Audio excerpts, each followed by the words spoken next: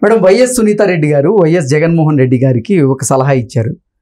మీరు బ్యాండేజ్ వేసుకున్నారు చిన్న గాయానికి, ఆ బ్యాండేజ్ తీసేయండి, లేదంటే ఇన్ఫెక్షన్ అయ్యేటువంటి అవకాశం ఉంటుంది. అలాగే బ్యాండేజ్ తీసేయకపోతే ఆ గాయం తొందరగా మానదు అంటూ ఆవిడ సలహా ఇచ్చినటువంటి నేపథ్యంలో ఏంటి ఆవిడ ఇచ్చినటువంటి సలహా మీద భిన్న స్వరాలు వినపడుతూ ఉన్నాయి మేడం. వెటకారంగా ఇచ్చిందని కొందరు అంటున్నారు, లేదు అన్న మీద ఉన్నటువంటి ప్రేమతో ఆ సలహా ఇచ్చింది అంటూ మరికొంతమంది అంటూ ఉన్నారు. ఏంటి మేడం, సునీత రెడ్డి గారి సలహాని మనం ఏ రకంగా చూడాలి అంటే ఏం చెప్తారు? యద్భావం తద్భవతి. మీరు ఎలా తీసుకుంటే అలా, మీ భావన ఎలా ఉంటే దాన్ని అలా తీసుకోండి, అలా చూడండి. మనమైతే మంచిగానే తీసుకుందాం. ఎందుకంటే ఒక చెల్లెలుగా ఇప్పుడు ఎంత కోపం ఉన్నా ఎంత ఇది ఉన్నా రక్త సంబంధం అనేది అందుకే మనకి కొంచెం కొద్ది గొప్ప ప్రేమ ఉంటుంది కదా అతని అన్నగారు, అందుకని మంచిగానే చెప్పారని తీసుకుందాం. అంటే అదే అన్న మీద ప్రేమ ఉన్నప్పుడు జగన్మోహన్ రెడ్డి మీద దాడి జరిగినప్పుడు ఎందుకు స్పందించలేదు, ఎందుకు ఖండించలేదు అంటూ కూడా వైఎస్ఆర్సీపీకి సంబంధించినటువంటి నాయకులు కొంతమంది ప్రశ్నిస్తూ ఉన్నారు. నీ ప్రేమ ఆ రోజు ఏమైంది అంటూ కూడా కొంతమంది అంటారండి. అనేవాళ్ళకి ఏదో వినేవాళ్ళు లోకు అంతే. ఆ రోజు కుదరలేదు, ఆవిడకి అనలేదు, అదేం పెద్ద విషయమా? ఇప్పుడు కూడా ఆవిడ ఎందుకంటే ఇప్పుడు 14 రోజులు అయిందండి మీకు ఆ దాడి జరిగి, చిన్న గులకరాయి దాడి జరిగి 14 రోజులైంది. కాబట్టి అది అసలు మామూలుగానే మనం ఒక చిన్న ఇది కోసుకుంటేనే, అంటే బాగా కోసుకున్నా ఎంత లోతుగా కోసుకున్నా 1 రోజు 2 రోజులు బ్యాండేడ్ వేస్తాం. అలాంటి రాయి తగిలింది, అది కమిలిపోయి ఉండొచ్చు, మనకు తెలియదు. పెద్దగా పెద్ద దెబ్బ తగిలి ఉండకపోవచ్చు, 2 రోజుల్లో మానిపోతుంది. దానికి మీరు ఇంకొక విషయం, మరి ఇక్కడ నేను కూడా అదే అడుగుతున్నా. అంటే సోషల్ మీడియాలో మనం ఒకటి కనుక అబ్జర్వ్ చేసుంటే జగన్మోహన్ రెడ్డి గారి మీద దాడి జరిగిన రోజు గాయం చిన్నగా ఉంది, ప్లాస్టర్ కూడా చిన్నగా వేశారు. నేను ఇప్పుడు అదే ఆ తర్వాత రోజు రోజుకి ఆ ప్లాస్టర్ సైజు పెరుగుతూ వస్తూ ఉంది. ఈ ప్లాస్టర్ ఎన్నికల రోజు వరకు కూడా కొనసాగే అవకాశం ఉంది, అవసరమైతే ఈ ప్లాస్టర్ సైజు కూడా పెరగబోతోంది అంటూ రకరకాల మీమ్స్ సోషల్ మీడియా వేదికగా ట్రోల్ అవుతూ ఉన్నాయి. అవి మీమ్స్ కాదు, ఇప్పుడు అదే నేను చెప్పబోతున్నా.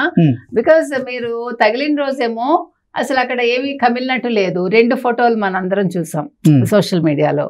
ఒక దాంట్లోనేమో జస్ట్ ఇట్లా ఒక చిన్న గీర్ లాగా ఉంది, తర్వాత మళ్ళా కమిలినట్టు వచ్చింది, ఆ తర్వాత చిన్న ప్లాస్టర్ వచ్చింది. అది రోజు రోజుకి ఇప్పుడు కాణిపాకం వినాయకుడు పెరుగుతున్నాడు అంటారు చూడండి, అట్లాగా. అంటే వినాయకుడితో పోల్చకూడదు, అది క్షమించండి, కాకపోతే అట్లాగా ఇది బ్యాండేజ్ మాత్రం పెరిగిపోతుంది.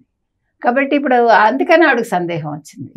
ఆవిడ ఏమన్నారంటే అది ఇన్ఫెక్షన్ అవుతుంది, నువ్వు తీసేయి అన్నయ్య, దానివల్ల నీకే నష్టం. ఇంకా దాని మీద ఇంకా చాలా మంది చాలా మాట్లాడారు. మెదడుకు కూడా ప్రమాదం రావచ్చు, ఇన్ఫెక్షన్ అయితే మెదడు దెబ్బతింటుంది. అసలే ఎలక్షన్. సునీత రెడ్డి గారి వ్యాఖ్యలు ఇక్కడ వ్యంగ్యంగా ఉన్నాయి. నువ్వు ఆడిన నాటకాలు డ్రామాలు కట్టిపెట్టు, ఆ ప్లాస్టర్ తీసేస్తేనే నీకు మంచిది అన్నట్లుగా సునీత రెడ్డి గారు మాట్లాడినట్లుగా కొంతమంది వాటిని వక్రీకరిస్తూ ఉన్నారు. అలాగే తీసుకోండి, పోనీ అందరూ చెప్పినట్టు అలాగే తీసుకుందామండి. అలా మాట్లాడే హక్కు కూడా ఆవిడకుంది. ఇప్పుడు నువ్వు చేసిన డ్రామాలు చాలు, మా నాన్నగారు చనిపోయి 5 ఏళ్ళు అయింది, నువ్వు దాని గురించి ఏమీ పట్టించుకోవట్లేదు. నిన్న ఏం చేశారు, పెద్ద మనిషి పులివెందుల్లో పక్కనే అవినాష్ రెడ్డిని పెట్టుకుని పిల్లోడు మీద నా చెల్లెమ్మలు దండయాత్ర చేస్తున్నారు, వాడు చిన్న పిల్లోడు అని చెప్పాడు కదా. 30 ఏళ్ళంతా ఉన్నాయి, వాడు చిన్న పిల్లాడు, వాడికి ఏమి తెలియనప్పుడు నేనేమంటానంటే వాడంత అమాయకుడైతే నువ్వు అసలు ఎంపీగా ఎలా నిలబెడతావు? మరి నోట్లో వేలు పెడితే కొరకలేడు, మాట్లాడలేను పెద్ద మనిషికి నువ్వు రాజకీయాల్లోకి ఎలా తీసుకొస్తావు? రేపొద్దున ఏం మాట్లాడతాడు ప్రజల సమస్యల మీద? అది కూడా ప్రశ్నే కదా. సో సునీత గారు ఆ రకంగానూ మాట్లాడి ఉండొచ్చు, తప్పేమీ లేదు.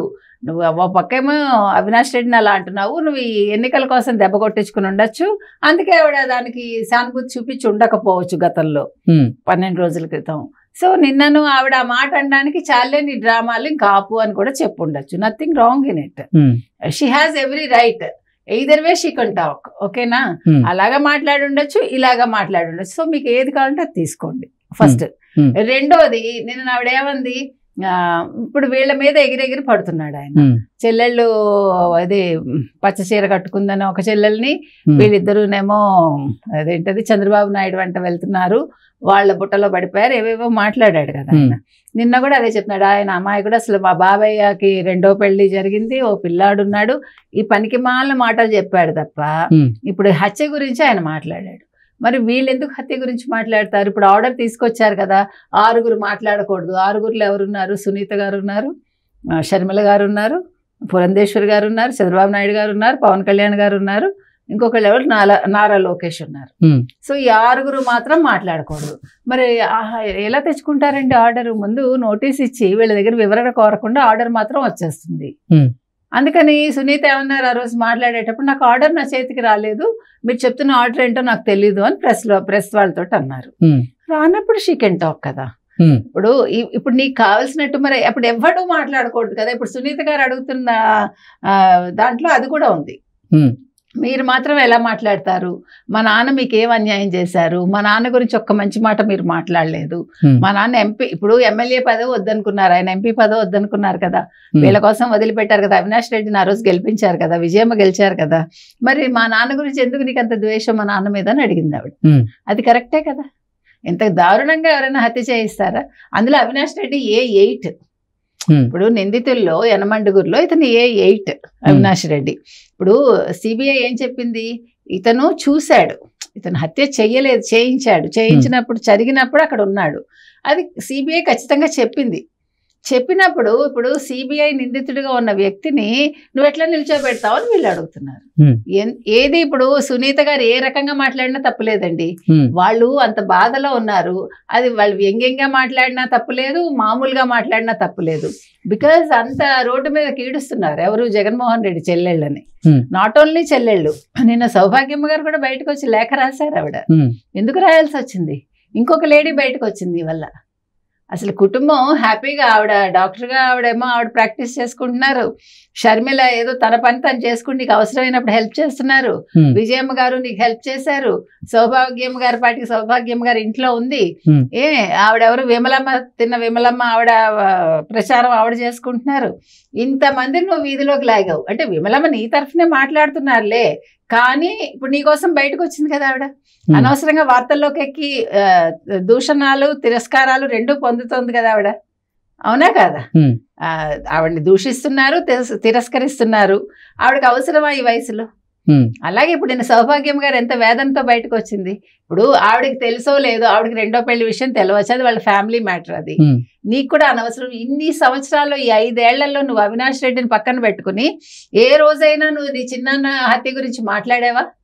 ఏ రోజైనా మాట్లాడా? ఏ రోజున అవినాష్ రెడ్డి అమాయకుడు అని చెప్పాడా? మరి నిన్నెందుకు పిల్లోడయ్యాడు? వాళ్ళ మినిస్టర్స్, వాళ్ళ ఎమ్మెల్యేలు అందరూ అమాయకులు, మంచివాళ్ళు, పేదవాళ్ళు. ఇంకా అసలు ప్రపంచంలో ఇంతకంటే ఏమి ఉండదు. సౌమ్యులు, ఇంకా పెద్ద పైపెచ్చు సౌమ్యులు. ఆ సౌమ్యులు అనే పదం డిక్షనరీలో తీసేయండి. ఎందుకంటే పాపం ఎమ్మెల్యేలు అందరూ మాట్లాడితే అసలు మహామహులు ఉన్నారు కదా. మన కొడాలి నాని గారు ఉన్నారు, మన ఎవరు రోజా గారు ఉన్నారు, మన అంబటి రాంబాబు గారు ఉన్నారు. అసలు ఎవరు లేరు, పేరుని నాని గారు ఉన్నారు. అందరూ సౌమ్యులే. అసలు ఎవరికి పాపం అంటే వీళ్ళ సౌమ్యత ఏంటంటే వీళ్ళకి తెలుగు రాదు పాపం, వాళ్ళకి నేర్పించలేదు. వాళ్ళకి బూతులే నేర్పించారు. అక్కడ వచ్చింది వాళ్ళ గురువు ఎవరో తెలుసుకోవాలి ఇప్పుడు. Okay, thank you so much.